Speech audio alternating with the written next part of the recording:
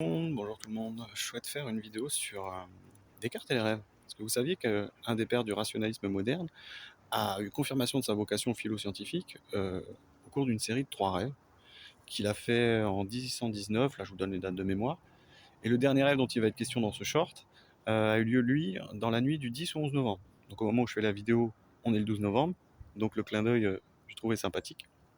Et donc le rêve en question, Descartes est dans une chambre de mémoire. En tout cas, il voit un dictionnaire sur une table et un recueil de poésie posé à côté.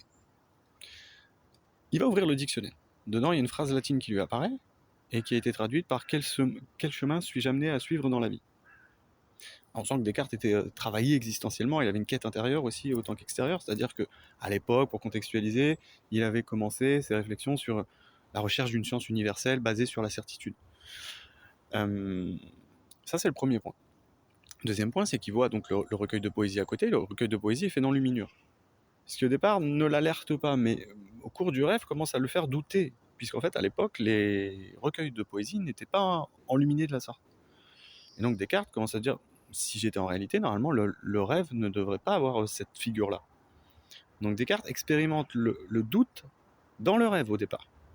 Et c'est la base de la lucidité. Donc Descartes, sans les connaissances de la lucidité du rêve, fait une expérience authentique de lucidité. C'est-à-dire ce qu'on appelle aussi le fact-checker. Il va checker la réalité par le doute. Ça, c'est le premier moment qui est important, je trouve, à travers son rêve, puisqu'on va retrouver le doute bien connu de Descartes, le doute cartésien, le doute méthodique, hyperbolique. Il va l'essentialiser. Il va donc en faire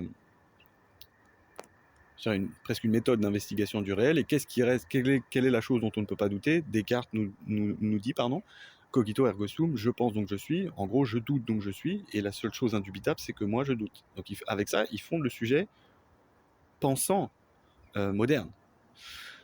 Et il y a un deuxième moment dans son rêve où en fait, il interprète son rêve dans le rêve. Lui, il en tire le sens que c'est un message divin. Descartes était dans un contexte très particulier, catholique. Enfin, il y avait les guerres de religion à l'époque. Il y a participé d'ailleurs. Donc oui, il interprète ce rêve comme un message divin, qu'il est sur la bonne voie de la connaissance et qu'il va pouvoir utiliser son potentiel dans cette voie.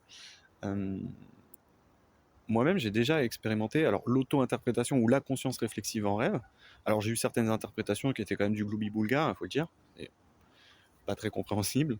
Même avec un travail d'interprétation derrière, ça voulait pas dire grand-chose. Bon, ça reste une énigme, mais des fois c'était beaucoup plus clair. Et alors tous les rêves ne se font pas la nuit, mais là il s'agissait de rêves nocturnes. Quand je me levais le matin, j'avais vraiment une clarté, la journée était différente. Vraiment une clarté sur ce qui m'animait.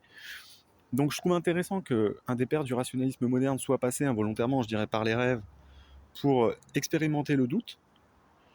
En cela, c'est un précurseur des techniques lucides. Aujourd'hui, ça a été très technicisé, la lucidité. Voilà, c'est ce qu'on appelle fact-checker. Si vous ouvrez un livre, si vous voyez un livre en rêve, par exemple, vous l'ouvrez, une fois, vous allez lire une phrase, très souvent c'est cohérent, vous tournez la page, ça perd sa cohérence. C'est une des clés pour connaître la nature du rêve. On voit que chez Descartes, ça a été plus ou moins ça, mais donc Descartes était un génie, animé par une quête assez importante, mais je trouve, voilà, le clin d'œil est très sympathique à noter. Je parle d'autant plus de ça que j'ai une pratique lucide aussi, mais au-delà de ramener ça à moi, j'ai fait un podcast avec Sabine Rambourdin sur la chaîne YouTube, parce que je vais poster cette vidéo sur plusieurs canaux, donc si ça vous intéresse, allez voir. On traite un peu des techniques, on parle pas de Descartes, mais vous allez voir que la capacité de discriminer les différents niveaux de conscience dans la réalité participe de la lucidité. La lucidité n'est pas qu'être conscient en rêve. Et voilà, je voulais agrémenter ça de cette histoire, parce que je la trouve très intéressante. Je pourrais encore l'approfondir, mais voilà, sur internet, il faut faire des shorts quand on fait ce type de vidéos, et c'est plus clair comme ça. Merci de m'avoir écouté et à bientôt.